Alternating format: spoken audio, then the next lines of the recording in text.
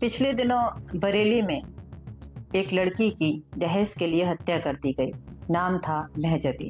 हमारा धर्म है काला कोट, हमारा धर्म ग्रंथ है संविधान, और उस संविधान के अंदर आने वाले बीएनएस कानून की किस धारा के अंदर ये खाकी वर्दी वाले आईओ ने हमारे बेटी के हत्यारों को गिरफ्तार नहीं करा? बस इतना सवाल, और इसके अलावा कुछ नहीं पूछना। चलते घर को देखने वालों, पूछना छप्पर आपका है, पीछे आपके तेज हवा है, आगे मुकद्दर आपका है। उसके कत्ल पे मैं भी चुप था, मेरा नंबर अब आया, मेरे कत्ल पे आप भी चुप हो, अगला नंबर आपका है।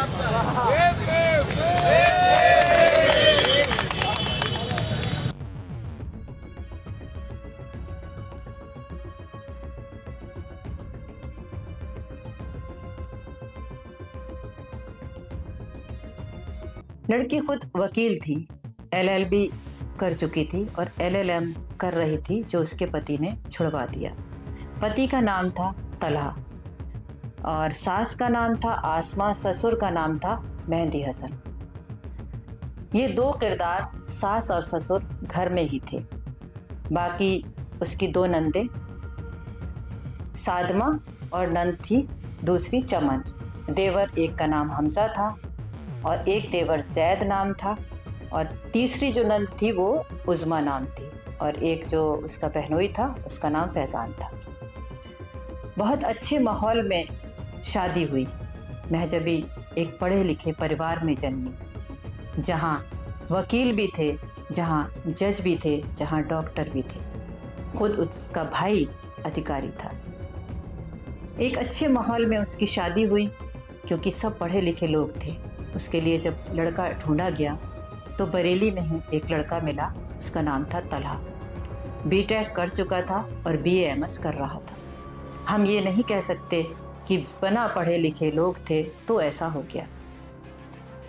महजबी की जब शादी लगी, रिश्ता लगा, तो उन लोगों ने अपने आप ये कहा कि आप कार तो दे ही रहे होगे, आप कार मत देना, इसके बदले हमें प्लॉट दे देना। कोई भी शरीफ आदमी ये नहीं कहता कि आप कार तो दे रहे होगे, हमें प्लॉट दे देना।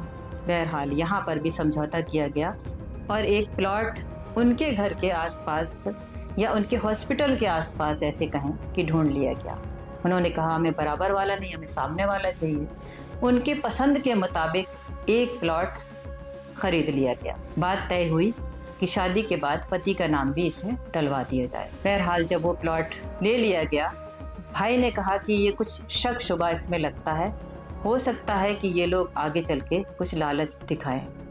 लेकिन घर के बड़े लोगों ने कहा कि नहीं, ठीक है, हमारी उनसे कुछ रिश्तेदारी है, क्योंकि उनके जो फादर थे, बेटी के जैस्मीन के जो पापा थे, उनका वो फूफीजाद भाई है, ससुर उनका। ऐसी रिश्तेदारी में ये माना जाता है कि लोग ठीक ठाक होंगे, हमारे देखे भाले लोग हैं, क्योंकि रिश्तेदारी में बड़ा भरोसा होता है कि हमने देखा है, बचपन से लड़के को देखा है या बचपन से हमने लड़की को देखा है। खैर, वो शादी तय हो गई, प्लॉट भी नाम हो गया। उसके बाद भाई को लगा कि नहीं, प्लॉट से काम नहीं चलेगा, हमें गाड़ी भी देना चाहिए। भले ही उनके पास गाड़ी है, हमारी बहन आएगी जाएगी तो किसी और की गाड़ी में क्यों आएगी। सब लोगों ने मिलकर तय किया गया कि चलो एक गाड़ी वैगनार खरीद लेते हैं। वैगनार खरीद के आई और घर में खड़ी हो गई। लड़के वालों तक खबर ये पहुंची कि उनके यहाँ गाड़ी भी आई है, वो हमें गाड़ी भी दे रहे हैं, और उन्हें ये पता चला कि वैगनार आई। लड़की की माँ का फौरन एक जो उनके बेटी के जो चाचा हैं, अच्छा अंसारी एडवोकेट, जिन्हें बरेली में सब जानते हैं, उनके पास उसकी सास का, महजबीन की सास का फ़ोन आता है। कहते हैं आप गाड़ी दे रहे हैं? तो वकील साहब ने कहा कि हाँ, हम गाड़ी दे रहे हैं। तो बोले आप कौन सी गाड़ी दे रहे हैं? कहे कि वैगनार गाड़ी दे रहे हैं। तो सास का जवाब ये था कि आप वैगनार मत दीजिए, हमारा लड़का ऑटोमेटिक गाड़ी चलाता है। लालच की पराकाष्ठा आप देखिए, सब कुछ है उनके पास, पढ़े लिखे लोग हैं। उनका जो महजबी का जो देवर, दो देवर, उसमें से एक नीट की तैयारी कर रहा है, दूसरा MBBS कर रहा है प्राइवेट रुहेलखंड कॉलेज में। नंदे भी पढ़े लिखी हैं, सास ससुर भी पढ़े लिखे हैं। तो सास उनकी कहती हैं वकील साहब से कि हमारा लड़का ऑटोमेटिक गाड़ी चलाता है, ये नॉर्मल गाड़ी हमारा लड़का नहीं चलाता है। भाई से बात करी गई कि आप ये गाड़ी नॉर्मल वाली हटा के आप दूसरी दे दीजिए, लेकिन चूंकि सारी चीज़ें हो चुकी थी, रजिस्ट्रेशन हो चुका था, तो गाड़ी वही दे दी गई। खैर कोई बात नहीं, शादी हुई, सारा शहर शादी में गया। विदाई हुई। विदाई के समय भी सास बड़ी उखड़ी उखड़ी लग रही थी क्योंकि गाड़ी ऑटोमेटिक नहीं मिली थी। आप सोच सकते हैं एक ऐसी फैमिली जो पढ़ी लिखी है, जिसके घर में खुद गाड़ियां भी हैं, जिसका अच्छा खासा धंधा चलता है, हॉस्पिटल चलता है और चीज़ें चलती हैं, वो एक ऑटोमेटिक कार के लिए इतने दीवाने, इतने पागल थे। खैर विदाई हो गई, लड़की उनके घर पहुंचती है। 2-4 दिन ठीक ठाक रहा। 1-2 महीने के बाद लड़की ने कुछ शिकायतें करना शुरू कर दी। सबसे बड़ी समस्या हमारे समाज में यही है कि इज्जत घर से बाहर नहीं जानी चाहिए, बेइज्जती नहीं होना चाहिए, जान भले ही चली जाए मगर घर में तलाक नहीं होना चाहिए। 2018 में जब तलाक के कानून बने तो आप सबसे मैं पूछना चाहती हूँ, कानून बने तो सबने इसका समर्थन किया और समर्थन करके ये कहा कि नहीं, ये जो तलाक वाला सिस्टम है ये खत्म होना चाहिए। अब यहाँ पर तलाक का क्या इस्तेमाल हो सकता था? उस लड़के के दिमाग में ये थी कि मैं इसको नहीं रखूंगा, तो वो तलाक अगर दे देता तो जान बच जाती। ये कोई ऑप्शन नहीं है, मैं तलाक को अच्छा नहीं कह रही, लेकिन जान बच सकती थी अगर वो तलाक दे देता। 2-3 महीने के बाद लड़की ने जब शिकायतें करना शुरू करी, माँ से, बहन से, घर की औरतों को जब बात पता चली और आदमियों को जब बताई गई, तो वही इज्जत की दुहाई कि हमारे घर में आज तक किसी की तलाक नहीं हुई है, जो आमतौर पर शरीफ घरों में ये बातें की जाती हैं। और हर माँ बाप अपनी बेटी का घर बिगाड़ना नहीं चाहती। दामाद को बुलाया गया, समझाया बुझाया गया, भाई तुम्हें अगर कोई शिकायत है तो हमें बताओ। थोड़ा बहुत हल्का उसको धमकाया भी गया कि भाई वो पुलिस को बुला लेंगे ऐसा अगर तुम परेशान करोगे बेटी को। फिर भी दुहाई यही थी कि बेटा घर बना रहे, घर की इज्जत ना बर्बाद। ऐसी इज्जत तो भाड़ में जाए जो इंसान की जान ले ले। उस बेटी की जान ही तो चली गई। फिर क्या होता है, धीरे धीरे वो वहीं रहती रही, वो उसको मैके भी नहीं आने देता था अपने घर। एक जो घटना वाले दिन की बात है, उसने एक अपने मोबाइल में स्टेटस लगाया कि आज मुझे मेरे हस्बैंड ने पहली बार चाय बना के पिलाई। यानी घर में बीवी है, आप उसे चाय भी पिला सकते हैं, घर में हस्बैंड है, आप उसे चाय पिला सकते हैं। सिर्फ रिश्ते भरोसे पर ही चलने, कोई भी किसी को कुछ भी खिला सकता है अगर उसके मन में। पिछले दिनों कितने सारे हस्बैंड लोगों को मार दिया गया। तो उसने जब ये स्टेटस लगाया कि आज मुझे चाय बनाकर पिलाई, लोगों को लगा बहुत अच्छा रिश्ता चल रहा है, इसका मतलब आज महजबीन बहुत खुश है। उसने स्टेटस लगाया है कि चाय पिलाई, लेकिन उसे क्या पता था कि उस चाय में कुछ मिला के पिलाया। बहरहाल इसके बाद क्या होता है, उसकी ज़रूर तबीयत ख़राब हुई या जो भी कुछ हुआ, इसके बाद की बात हम आपको बाद में बताएंगे। वो रात के 3 बजे लड़की को लेके किसी हॉस्पिटल में पहुंचते हैं, उसकी जान पहचान के हॉस्पिटल में, उनके रिश्तेदारी के हॉस्पिटल में पहुंचते हैं और वहाँ ये जिद की जाती है कि इसको जल्दी से अंदर ले लो, इसकी तबीयत बहुत ख़राब है।